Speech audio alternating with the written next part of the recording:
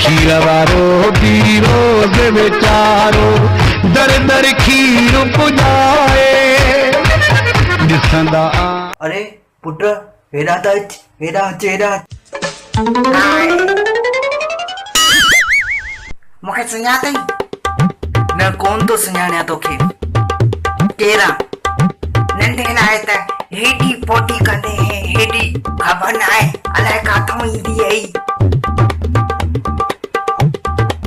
लॻे थो त विसारे छॾियो अथई। माफ़ कजो, नंढड़ो बच्चो आहे, तव्हांखे नथो सुञाणे, वेसर थी वई अथसि।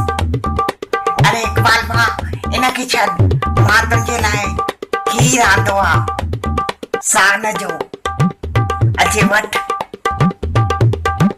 अरे वाह, सान जो खीर। सान जो खीर? अरे जरियो त न आहे, सान खीर कीअं ॾींदो? हा, मुंहिंजे वाड़े में 12 मेयूं उहे खीर ॾींदियूं हूं, उन्हनि खे ॾिसी ॾिसी सान बि खीर ॾियणु शुरू करे छॾियो। खीर पूरा 7 महीना लॻा हिन खीर खे जमा करण में। फुरो फुरो हुयो। तूं बि पी जाए ऐं पंहिंजे पुट खे बि पी जाए, ठीकु आहे पुट? छा खीर खीर लॻाए ॾिनो अथई? महिमान सां तमीज़ सां ॻाल्हाए। ऐं तुंहिंजो रिज़ल्ट छा आयो? उनमें त मां फेल थी वियमि। खीर पीअंदो कर खीर, हे ॾिसे थो कुझु बि कान्हे को, बस तूं खीर पीअंदो कर तूं। बिल्कुलु साईं, खीर पीर आहे। ठीकु आहे पुट, मां हाणे हलां थो। दफ़ा दफ़ा। अरे हा पुट, हे वठ 500। न ॾिस, न ॾिस, मां चवां थो, न त मां ही सान जो खीर न पीअंदो पाए। वठ वठ। अरे नंढड़ो ॿार आहे, मां बि चाचो लॻा। न न न न न ॾिस, न ॾिस, मां चवां थो, न त मां ही सान जो खीर न पीअंदो पाए। ओहो इकबाल भाउ, तव्हां थी न? ठीकु आहे, बसि मां हलां थो।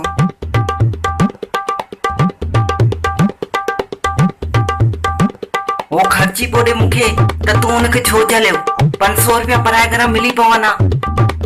अरे गरीब आहे इहो वीचारो, अगरि तोखे इहो 500 रुपया ॾे त पोइ हुनजी पूरत कीअं थिए हा? ऐं असां तोखे छा घर में पिनण लाइ छॾियो आहे? बुख था मारियूं जो तूं ॿाहिरां थो पिनी? सॼो हफ़्तो असां स्कूल था वञूं, हिकु ॾींहुं थो मिले संडे जो, उहो बि अलाए कहिड़ा नमूना था अचनि त उन्हनि खे वठी थो अचे। रजुब खीर वारो हुयो, 500 रुपया पराए घरां मिली पवनि हा। गरीब आहे इहो वीचारो। हाणे इहो जेको सान जो खीर आहे न, इन में खंडु मिलाए पाणी खाए जाए, जूस जाए। ईअं ई कंदमि, मां ई पीअंदमि सान जो खीर। मां हलां थो, ठीकु आहे?